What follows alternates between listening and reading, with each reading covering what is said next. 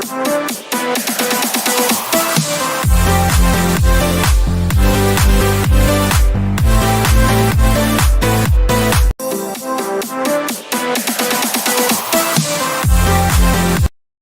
back to my channel. Let's continue Cranium next chapter. Let's enjoy this video.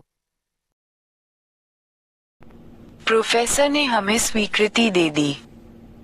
बुआ ने फिन्या के पीछे चलते हुए कहा। उसने ये भी कहा कि अगर कोई जरूरी काम आ जाए और उससे संपर्क न हो सके तो मैं अपनी मर्जी से फैसला ले सकती हूँ। करीब 15 मीटर दूर विमान के केबिन के 2 हिस्सों की छानबीन कर रहे विमानन अधिकारियों को देखते हुए दूसरी महिला डॉक्टर बुआ की ओर मुड़ी। अच्छा, तो फिर आप जैसा उचित समझें वैसा निर्णय लें। फिन्या ने सिर हिलाया। मैंने प्रभारी निदेशक से बात की है, वह पुलिस विभाग के साथ समन्वय करके मृतकों के अवशेषों को ले जाने में हमारी मदद करेंगे। परिवहन के लिए अनुरोध किया गया है, शायद 3 या 4। उन्होंने संस्थान से बाकी पीड़ितों की पहचान करने में मदद करने के लिए कहा। कोई बात नहीं, बुआ ने स्वीकार किया। ठीक है, तो मैं उन्हें फोन करके हमारे कार्यस्थल को तैयार करने के लिए कहती हूँ। जरूर, फिन्या ने उसे दृढ़ उत्तर दिया। बुक ऑफ द डेड कैसी है? बुसिया ने पूछा। क्या तुमने इसे हल करने की कोशिश की है? अच्छा, फिन्या कुछ सोचते हुए रुक गई। जैसा कि मैंने देखा, मैं नहीं बता सकता कि यह असली है या नकली। इस पर लिखी प्रार्थनाओं को देखकर लगता है कि यह किसी कुलीन वर्ग के सदस्य की है। लंबी प्रार्थनाएं, सुंदर अक्षर, स्पष्ट और व्यवस्थित। उनके पास मृत्यु के बाद के जीवन के बारे में काफी जानकारी रखने वाला एक लेखक, नोट लेने वाला होना चाहिए। यह उस युग का कोई शिक्षित व्यक्ति रहा होगा, फिन्या ने विस्तार से समझाया।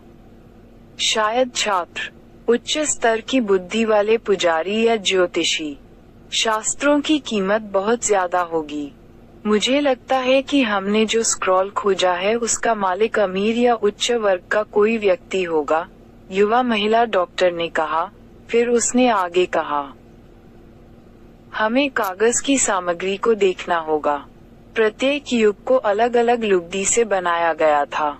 स्याही का प्रकार और रिकॉर्डिंग की सामग्री ही काफी कुछ बता रही है। मैंने अपने दोस्त को फोटो भेजने की कोशिश की, लेकिन पता नहीं हमें जवाब कब मिलेगा। ये और भी अजीब होता जा रहा है, नवस्नातक महिला डॉक्टर ने चिंतित होकर कहा। कुछ चीजें बेमेल लगती हैं। उसकी आंखें विचारों में इधर उधर घूम रही थीं। मम्मी और मृतकों की पुस्तक। लालच सब पर हावी हो जाता है। बुआ ने सहमति में सिर हिलाया। क्या तुम्हें पता है कि क्या गायब है? इस सवाल ने बुआ को अपनी भौहें ऊपर उठाने पर मजबूर कर दिया। हमें mummy, book of the dead scroll मिल गया है, लेकिन एक चीज गायब है। क्या? बुआ ने एक सवाल के साथ जवाब दिया। जवाब न जानते हुए भी वह सोचने के लिए रुकी।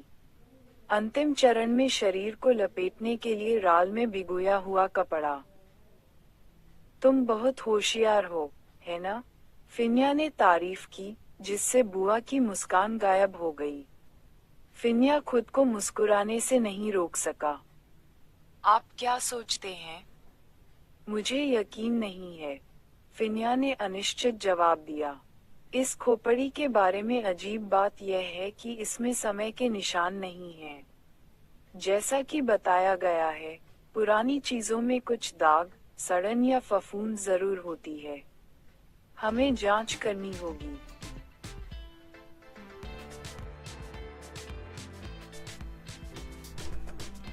शायद, अगर हम इस विमान दुर्घटना में पीड़ितों की पृष्ठभूमि के बारे में अधिक जानते, तो हम इस बात का पता लगा सकते थे कि यह खोपड़ी और स्क्रॉल यहाँ क्यों है। फिन्या ने बुआ की गहरी आंखों से मुलाकात की। हमें पीड़ितों और शामिल गवाहों के बारे में पुलिस से अधिक जानकारी के लिए इंतजार करना होगा। ठीक है, इस बीच चलो अपना काम शुरू करते हैं, बुआ ने निष्कर्ष निकाला क्योंकि वह निश्चित नहीं थी कि आगे क्या कदम उठाना है। ये ऑन साइट काम उसका शुरुआती काम माना जाता था, फिन्या के विपरीत। ऐसा लगता था कि वह चीजों को बहुत अच्छी तरह से संभालना जानती थी। मैं ये स्क्रॉल पुलिस को सौंप दूंगा। हो सकता है कि मृतक के रिश्तेदार इसे ढूंढ रहे हों। अगर यह असली है, तो इसकी कीमत काफी ज्यादा होगी। लेकिन मैं उनसे पुरातत्व विशेषज्ञ से ज्यादा जानकारी के लिए मदद मांगने की कोशिश करूंगा। मैं प्रोफेसर को भी इसकी सूचना दूंगी। जरूर। उनकी बातचीत खत्म होने से पहले फिन्या ने स्वीकार कर लिया।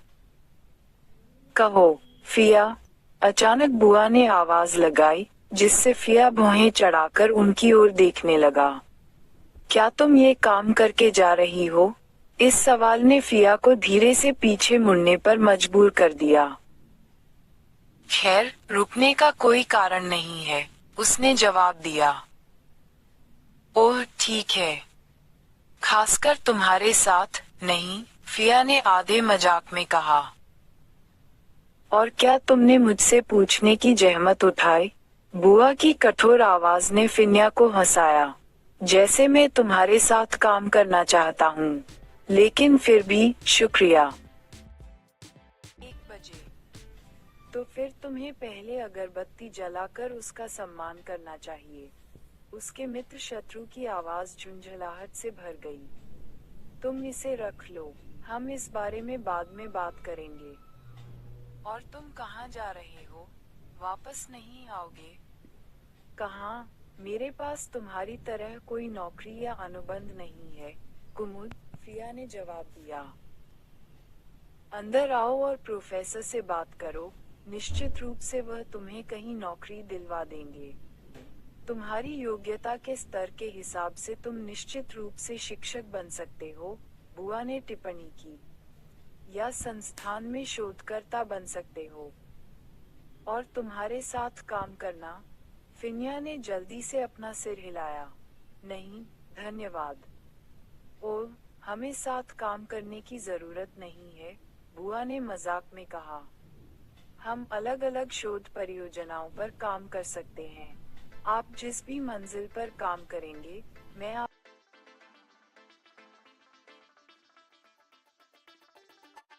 क्या तुम्हें मेरे करियर की इतनी चिंता है? हालांकि हमारे बीच अच्छे संबंध नहीं हैं, लेकिन इसका मतलब यह नहीं है कि मैं तुम्हारी जिंदगी बर्बाद करना चाहता हूँ। बुआ की हल्की आवाज में बात हुई और फिर उन्होंने अपना चश्मा नाक पर चढ़ाया, थोड़ा घबराई हुई। ठीक है, जो भी हो। फिर उन्होंने अचानक बातचीत खत्म कर दी। दरअसल, मुझे कोई चिंता नहीं है। मैं सिर्फ जिज्ञासु बन रही हूँ। वह पलटी और चली गई। उस खोपड़ी को पकड़ो, मैं बाद में देखूंगा। जरूर। डॉक्टर, बुस्या जब एविएशन डिपार्टमेंट से कार का इंतजार कर रही थी, तो एक काले रंग की 7 सीटर एसयूवी उनके सामने आकर रुकी, ताकि उन्हें वापस शहर में छोड़ा जा सके। आज उनका घटनास्थल पर आने का आखिरी दिन था। उनका यहाँ काम पूरा हो चुका था। 15 पीड़ितों के अवशेष, हालांकि अधूरे थे, जैविक मानव विज्ञान संस्थान में पहचान के लिए एकत्र किए गए थे। हैरान मम्मी का शव उसके कंधे पर लटके एक बड़े बैग में था। लोगों के लिए स्कल लेकर घूमना अजीब बात होगी, फिर भी मानव विज्ञानियों के लिए ये काफी सामान्य माना जाता था। उदाहरण के लिए बुनियादी शरीर रचना विज्ञान पाठ्यक्रम को लें। छात्रों के लिए अपने आवास में पढ़ाई जारी रखने के लिए मानव अंग लाना आम बात थी, अगर यह कक्षा में नहीं किया जाता था। लेकिन हाल ही में, मकान मालिक अक्सर स्पष्टीकृत अजीब घटनाओं का उल्लेख करते थे। बुआ को उन अंगों को लाने की बारंबारता कम करनी पड़ी। अपराध स्थल जांच लॉग में दर्ज ममीकृत खोपड़ी के अलावा उसने पुलिस विभाग के अधिकारी से कुछ बमुश्किल बने शवों को वापस संस्थान में स्थानांतरित करने का अनुरोध भी किया। इस बीच फिन्या ने पुलिस को पपीरस स्क्रॉल भेजा, क्योंकि उसे अपराध स्थल का सबूत माना जा रहा था। फिन्या ने उसे आवाज दी और उसने यात्री की तरफ की खिड़की नीचे की। कार हवाई अड्डे के पास की एक कंपनी से किराए पर ली गई थी। बुस्या ने एक पल के लिए संकोच किया और फिर सिर हिलाया और कार में बैठ गई। धन्यवाद, बुआ की धीमी आवाज ने कहा। लेकिन पहले नाश्ता। आज सुबह मैंने केवल एक कप कॉफी पी थी। ठीक है, जब हम पहुंचे तो मुझे जगा देना। मैं पहले थोड़ी देर सो जाऊंगा। आपके लिए गाड़ी चलाने के अलावा मुझे आपको जगाना भी है, डॉक्टर, बुआ, ड्राइवर ने झपट्टा मारते हुए कहा। मैं एक सप्ताह से मुश्किल से सो पाया हूँ। मुझे सोने दो, मुझे डांटो मत, माँ। तुम भी पहले की तरह खूब सो, फिन्या ने कहा।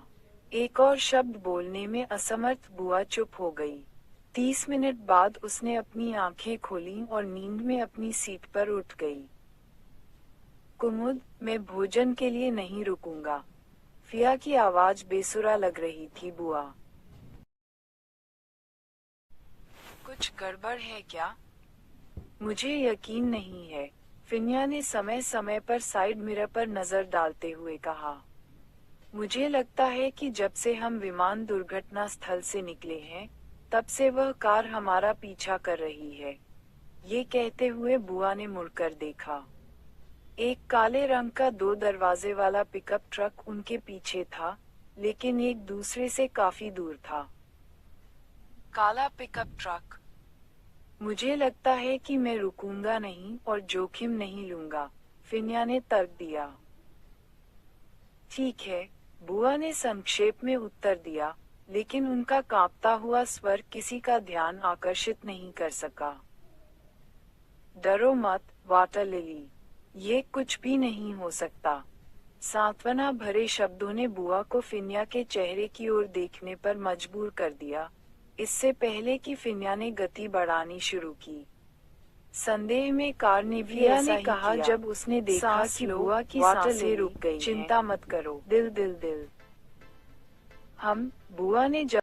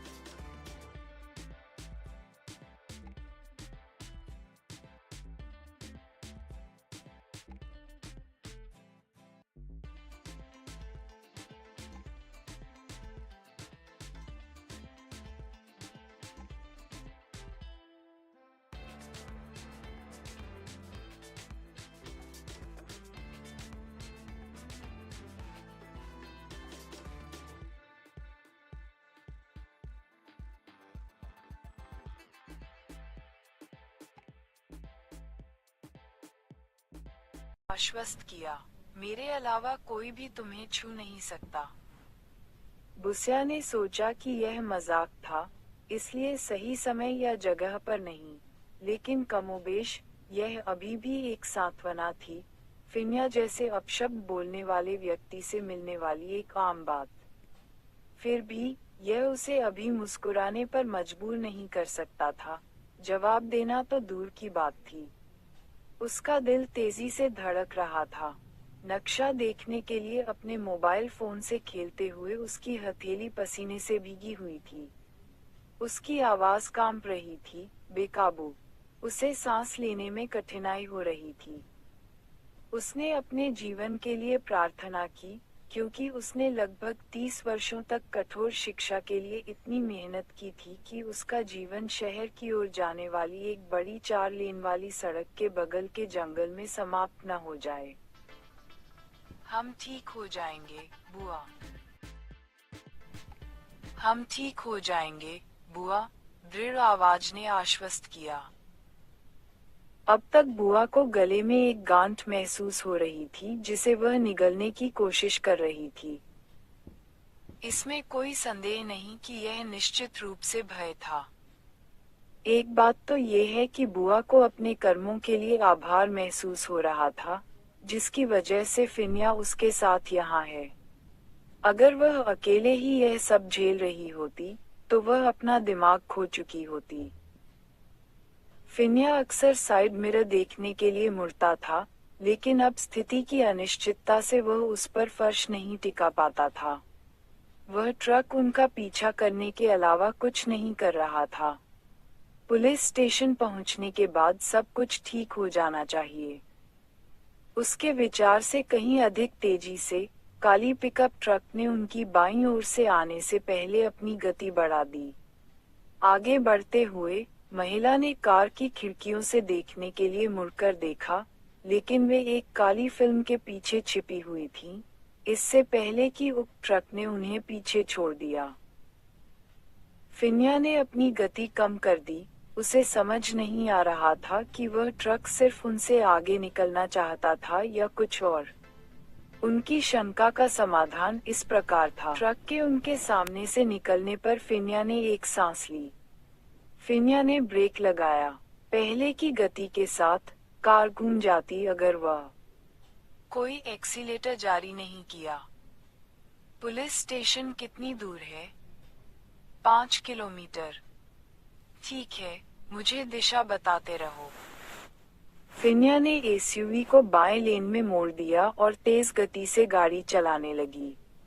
उसे नहीं पता था कि ये लोग कौन थे या वे क्या चाहते थे। हो सकता है कि वे उन चोरों में से हों जो कुछ रात पहले विमान दुर्घटना स्थल में घुसकर सामान चुराने के लिए घुसे थे और अधिकारियों की बढ़ी हुई सुरक्षा व्यवस्था के कारण भाग गए थे। या हो सकता है कि वे उस कागज के स्क्रॉल जैसी कोई कीमती चीज चाहते हों। केवल इतना ही कि पेपरस स्क्रॉल उसके साथ नहीं था। एक उपाय ये था कि अगर वे उसे देखें तो वे पुलिस स्टेशन तक उसका पीछा करें। यदि मामला पुलिस तक पहुंचा और घटनास्थल पर तैनात अधिकारियों को इन संभावित पीछा करने और प्राचीन वस्तुओं की लूट की सूचना दी गई, तो ये भविष्य के लिए निवारक उपाय के रूप में काम कर सकता है। फिनिया की नज़र कार के डैशकैम पर पड़ी, ताकि वह जांच सके कि वह ठीक से काम कर रहा है या नहीं। रिकॉर्ड इसका एक अच्छा सबूत हो सकता था। फिर उसने पुनः गति बढ़ा दी। फिन, कोई बात नहीं बुआ, फिया ने गहरी आवाज में कहा। डरो मत। फिर गाड़ी चलाने वाली महिला डॉक्टर ने इंजन की गति बढ़ा दी और ट्रक को ओवरटेक कर लिया। ट्रक विपरीत दिशा में मुड़ गया। फिनिया को पता था कि जब तक वे गंतव्य तक नहीं पहुंच जाते, तब तक कार को रोकना बेहतर होगा। सौभाग्य से, यह मुख्य सड़क इतनी चौड़ी थी कि वे एक दूसरे से दूर रह सकते थे, ताकि वे बच सकें।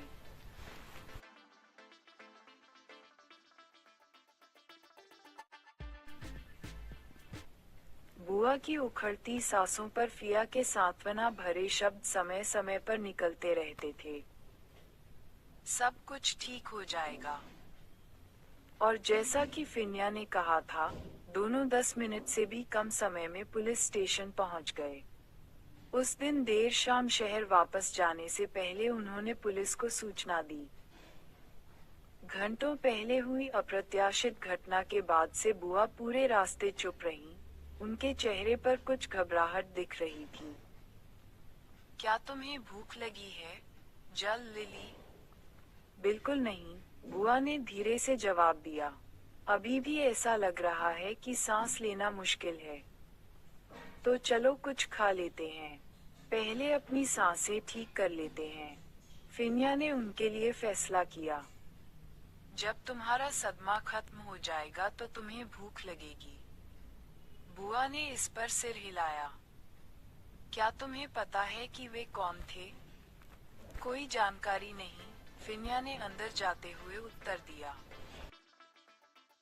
सड़क के किनारे कैफेटेरिया में गाड़ी चलाते समय मुझे पता चला कि यह वही लोग हो सकते हैं जिन्होंने घटनास्थल पर सामान की तलाशी ली थी।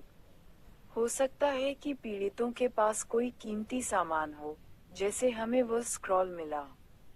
वे सभी व्यवसायी हैं, और हमें किसी भी चीज के बारे में कोई जानकारी नहीं मिली है।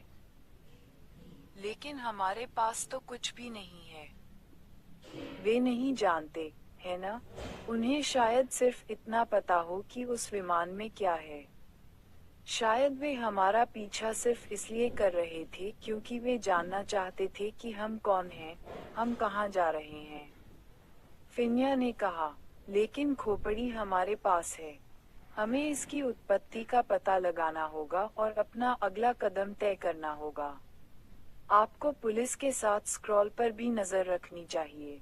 एक और बात, इस खोपड़ी की 1 या 2 प्रतिकृतियां जरूर बनाएं। किस लिए? शायद जरूरत पड़े। ठीक है, मैं ये करूंगी, बुआ ने अपनी बात कही, हालांकि उन्हें समझ में नहीं आया कि क्यों। मुझे इस बारे में प्रोफेसर से बात करनी है। मैं ये तुम पर छोड़ती हूँ, फिन्या ने कार से उतरते हुए कहा। चलो पहले कुछ खा लेते हैं। उन्होंने अपने भोजन पर 20 मिनट बिताए। घटना के बाद भी बुस्या की भूख मर गई थी। वह अपने सिर को नहीं समझ पा रही थी। उसने मुश्किल से पुलिस को जवाब दिया, सिर से पूंछ तक नहीं समझ पा रही थी। वह सिर्फ फिन्या ही थी जो पुलिस से करीब 1 घंटे तक बात करती रही।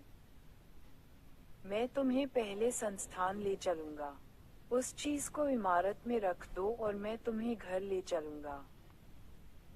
कोई बात नहीं, मुझे बिल्डिंग तक छोड़ दो, बुस्या ने कहा, तुमने हाल ही में बहुत कुछ किया है। चिंता मत करो, वाटर लिली, उसकी ड्राइवर के रूप में काम करने वाली महिला डॉक्टर ने कहा। तुम्हें मुझे पैसे देने का मौका जरूर मिलेगा।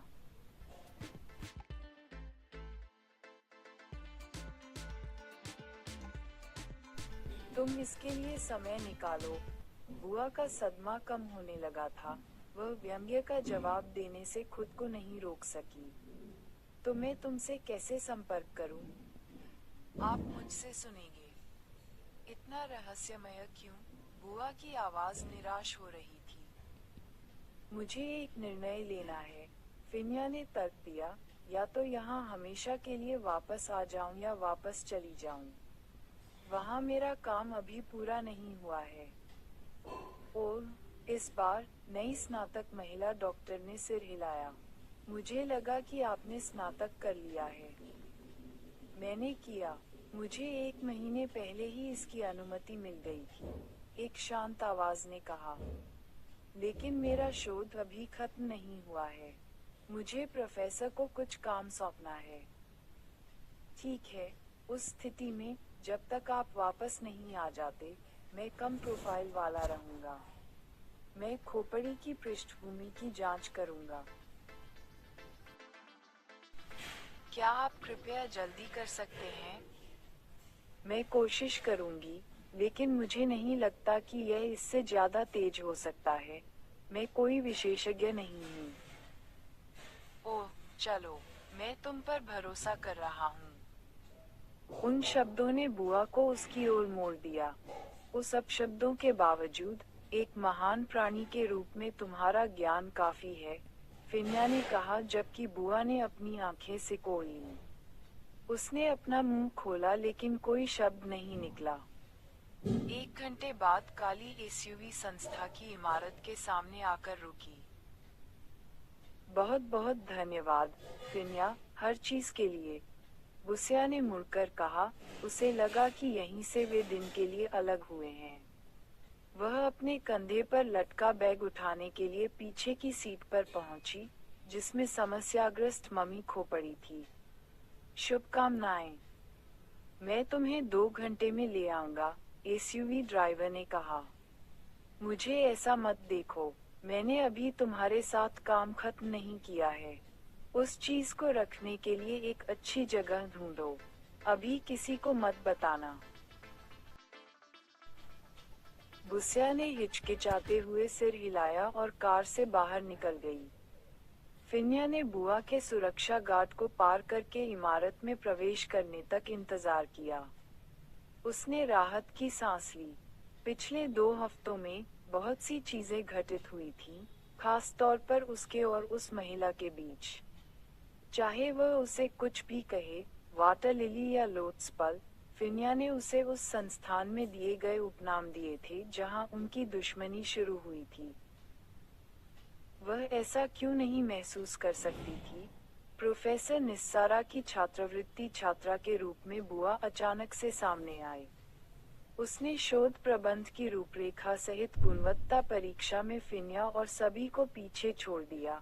वह 1 साल से भी कम समय में उड़ते हुए पंखुड़ियों के साथ उत्तीर्ण हुई, जबकि दूसरों को कम से कम 1.5 से 2 साल का समय लेना पड़ा। कुछ ही समय बाद बुस्या ने अपना पहला शोध कार्य प्रकाशित करना शुरू कर दिया, जैसे कि वह 3 साल के भीतर पाठ्यक्रम पूरा करने की जल्दी में थी, जबकि अन्य ने कम से कम 4 या 5 साल अध्ययन किया। फिर प्रोफेसर ने उसे शोध परियोजनाओं में मदद करने के लिए भर्ती किया। उम्मीद है कि वह संस्थान में प्रमुख शोधकर्ता का पद संभालेगी। निश्चित रूप से बुआ के खिलाफ महसूस करने वाले उनके साथियों में फिन्या अकेली नहीं थी। उसने बुआ को प्रोफेसर की पसंदीदा बताया। जब फिन्या को खुद 10 किलोमीटर पैदल चलकर बक्से और ताबूत उठाने के लिए विदेश भेजा गया था। चोरों या लुटेरों द्वारा प्राचीन कलाकृतियों को चुराकर बेचने के खतरों का जिक्र तो किया ही जा सकता है, जैसा कि विमान दुर्घटना की घटना में हुआ था। एक दिन तक, जबकि उनके सलाहकार ने उनके लिए पुर्तगाल में ममी के प्राचीन अवशेषों को देखने की योजना बनाई थी, जहां ये कहा गया था कि बनाने की प्रक्रिया मिस्र में उनके परिचित प्रक्रिया से अलग थी। बुआ को क्यों नहीं भेज देते? मैं अभी अभी लौट कर आई हूँ। फिया ने अपना स्वर शांत रखने की पूरी कोशिश करते हुए पूछा। वह मेरे शोध पर काम कर रही है, डॉक्टर, निस्सारा ने गहरी आवाज में तर्क दिया। इसके अलावा कोई भी तुम्हारे जितना सक्षम नहीं है, फिन। लेकिन मैं यहाँ कुछ समय बिताना चाहता हूँ, उस समय पीएचडी की छात्रा फिन्या ने जवाब दिया। आप मुझे अक्सर भेजते रहते हैं और मैं कब स्नातक होऊंगा? मेरे सभी सहपाठी मुझसे आगे हैं। तभी फिन्या से एक ऐसा सवाल पूछा गया, जिससे वह चुप हो गई। क्या तुम सिर्फ स्नातक होना चाहती हो या मानव विज्ञानी बनना चाहती हो, फिन्या? फिन्या के पास कहने के लिए शब्द नहीं थे। आसान लगने वाले सवाल के बावजूद, एक पीएचडी छात्रा, जिसकी सीखने की अवस्था उसके विषय में बहुत तीव्र थी, उसे समझ में नहीं आया। यदि तुम सिर्फ स्नातक बनना चाहती हो, तो मैं तुम्हारे प्रकाशन के बाद तुम्हारे लिए एक परीक्षा का दिन निर्धारित कर दूंगी। क्या तुम ऐसा चाहोगी? उसके सलाहकार की आवाज में नरमी थी, लेकिन फिन्या के दिल में एक पीड़ा महसूस हुई। किस कारण से सलाहकार ने उससे ये प्रश्न किया? क्या उसने कभी अपने पसंदीदा छात्र से यह प्रश्न किया था? मुझे नहीं मालूम कि आप किस उत्तर की तलाश में हैं। नहीं, फिया, तुम्हें इस प्रश्न का उत्तर स्वयं को देना होगा, मुझे नहीं। मुझे नहीं लगता कि यह इस बात से संबंधित है कि आप मुझे कहाँ भेजते हैं, फिन्या ने अडिग होकर कहा। मेरी बात ध्यान से सुनो। अगर तुम सिर्फ ग्रेजुएशन के लिए पढ़ना चाहती हो, तो तुम सिर्फ यही हो। उसके बाद तुम्हारा नाम बदल जाएगा। तुम मानव विज्ञान के क्षेत्र में विशेषज्ञ हो जाओगी, मानव इतिहास का कई आयामों में अध्ययन। लेकिन मैं वास्तव में आशा करती हूँ कि मेरे छात्रों के रूप में तुम मानवता के मूल्य को दूसरों से ज्यादा समझोगी। सलाहकार ने उसकी आंखों में आंखें डालीं। इसके बारे में सोचो, फिन। हम अगले हफ्ते फिर बात करेंगे। सलाहकार के शब्द पूरे हफ्ते उसके दिमाग में गूंजते रहे। जिद्दी फिन्या को समझ नहीं आ रहा था कि सलाहकार ने उससे ये सवाल क्यों पूछा। क्या यह नैतिकता या नैतिक विषयों पर अतिरिक्त परीक्षा हो सकती है? शायद नहीं, उसने अपने पहले साल में ही उन विषयों को पास कर लिया था। सच्चा मानव विज्ञानी बनना या मानवता का मूल्य देखना। उसके जैसे किसी को ये बात समझ में नहीं आई और वह कभी नहीं समझ पाएगी। किताबों में ऐसी कोई बात नहीं थी, और इसका इस बात से क्या लेना देना था कि वह जल्दी से स्नातक कैसे होना चाहती थी। एक हफ्ते बाद उसके सलाहकार ने उसे फिर से बुलाया। शिक्षक के कमरे में जाते हुए उसका सिर खाली था। वह एक हफ्ते से इस बारे में सोच रही थी, इंटरनेट और किताबों में खोजबीन कर रही थी। उसे मिले सभी उत्तर इतने बिखरे हुए थे कि वह सिर और पूंछ में अंतर नहीं कर पा रही थी। हालांकि जैसे ही फिन्या उसके सामने बैठी, उसके सलाहकार का पहला सवाल था, क्या तुमने चोरी हुई इरेक्टस हड्डी के बारे में सुना है, फिन? फिन्या ने धीरे से सिर हिलाया। अगर तुम इसकी कीमत लगाओ तो कितनी? वह लाखों साल पुरानी मानव हड्डी। कोई जानकारी नहीं, पीएचडी छात्र ने नरमी से जवाब दिया। यदि हमारे पूर्वजों या हमारे दूर के रिश्तेदारों को उनका भविष्य पता चल जाए, यदि पीढ़ियां उनकी हड्डियों को चुराकर बेचती हैं, तो वे शायद सेपियंस, वर्तमान मानव युग, होमोसेपियंस को समाप्त करने का प्रयास करेंगे। वे इस तरह के विकास की अनुमति नहीं देंगे। क्या आपको ऐसा लगता है? या यदि वे विलुप्त हो गए क्योंकि वे आसपास नहीं रहना चाहते थे और यह नहीं देखना चाहते थे कि उनके विकास का क्या हुआ, तो वह धीरे से हंसा। इस युग में हर चीज की कीमत लगाई जाती है, यहाँ तक कि मानवता की भी, मध्यम आयु वर्ग की महिला ने निष्कर्ष निकाला। एक मानव विज्ञानी के रूप में मुझे कहना होगा, मैं कुछ हद तक निराश हूँ। फिन्या ने केवल सिर हिला दिया। उसे समझ में नहीं आया कि उसका सलाहकार क्या कहना चाह रहा था। तो क्या आप अब भी स्नातक करना चाहेंगे? मुझे यकीन नहीं है। फिर मैं तुम्हारे लिए फैसला करूंगा। कल तुम इस संस्थान से इस्तीफा दे दोगे और अपने क्रेडिट को अपने ग्रेजुएट स्कूल में ट्रांसफर कर दोगे। मैं तुम्हें अपने दोस्त के साथ विदेश में पढ़ने के लिए ट्रांसफर कर दूंगा, तुम्हारे लिए मुफ्त छात्रवृत्ति के साथ। तुम 2 साल के भीतर पूरा कर पाओगे। बुआ तुम्हारा शोध संभाल सकती है। मैं समझ नहीं पा रहा हूँ। तुम जल्दी से जल्दी स्नातक होना चाहती हो। मैंने तुम्हारे लिए एक रास्ता खोज लिया है। फिन्या के पास कोई जवाब नहीं था। वह बाहर निकल गई। वह इस बारे में कुछ भी समझ पाने में असमर्थ थी।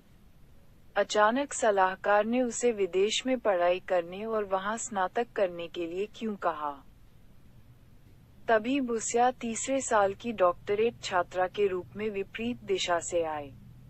जब उसने फिन्या को देखा, तो बुआ तेजी से पीछे मुड़ी।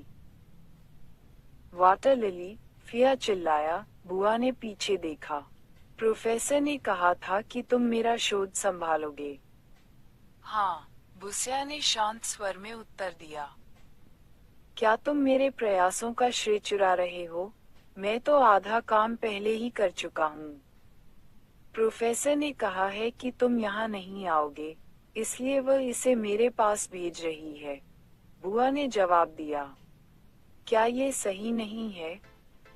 तुम सचमुच प्रोफेसर की पसंदीदा हो। पिन्या की आवाज जहर से भरी हुई थी। जो भी हो, बुस्या ने बातचीत खत्म की। वह इस लड़की के साथ कुछ भी लंबा नहीं करना चाहती थी।